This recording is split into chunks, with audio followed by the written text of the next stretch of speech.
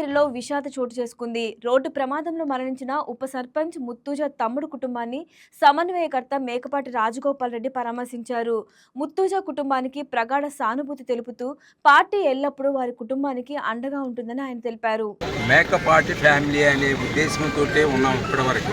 అదే పద్ధతిలో మేము ప్రతి మనిషిని అభిమానిస్తాము, ప్రేమిస్తాం. మాకు నిజంగా తమ్ముడు యాక్సిడెంట్లో చనిపోయినాడని చెప్పి జరిగిన వెంటనే నాకు ఫోన్ రావడం జరిగింది. నేను వెంబడే తుజాకు కూడా ఫోన్ చేశాను. నేను ఒకటే చెప్తున్నాను, ఇప్పుడు అక్కడ కూర్చున్నప్పుడు కూడా చెప్పాను, ఏమిటంటే మందు తాగేటప్పుడు ఉండే హుషారు తాగిన మళ్ళా అరగంట తర్వాత ఉండదు. వాడు ఏ విధంగా ప్రవర్తిస్తాడో అనేది, వాడికి ఒళ్ళు అనేది తెలియదు, ఏమి చేస్తాడో అనేది తెలియదు. కాబట్టి నేను మన వాళ్ళందరికీ కూడా నా సిన్సియర్ రిక్వెస్ట్ ఏమిటంటే అటువంటి దానిలో నుంచి బయటపడాలి ఖచ్చితంగా. అయితే మన కర్మ చంద్రబాబు నాయుడు ఖచ్చితంగా ఎవరు ఎక్కువ తాగితే వాళ్లకు ఆయన బహుమతి ఇచ్చే పద్ధతిలో ఈ లిక్కరు అనేది పాలసీ పెట్టాడు. అది తాగి దానిలో లిక్కర్ లో ఎఫెక్ట్ వల్ల కొంతమంది చేస్తున్నారు, తాగి యాక్సిడెంట్ చేసి కొంతమంది చేస్తున్నారు.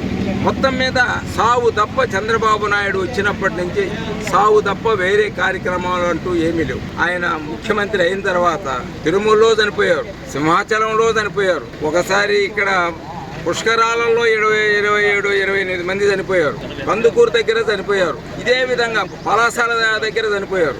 చనిపోయే కార్యక్రమం తప్ప ఎవడైనా చంద్రబాబు నాయుడు వచ్చినాడు మనం అందరం సుఖంగా ఉంటున్నాము అని చెప్పుకునే దానికి ఏమాత్రం దాఖలాలు కనిపించడం లేదు.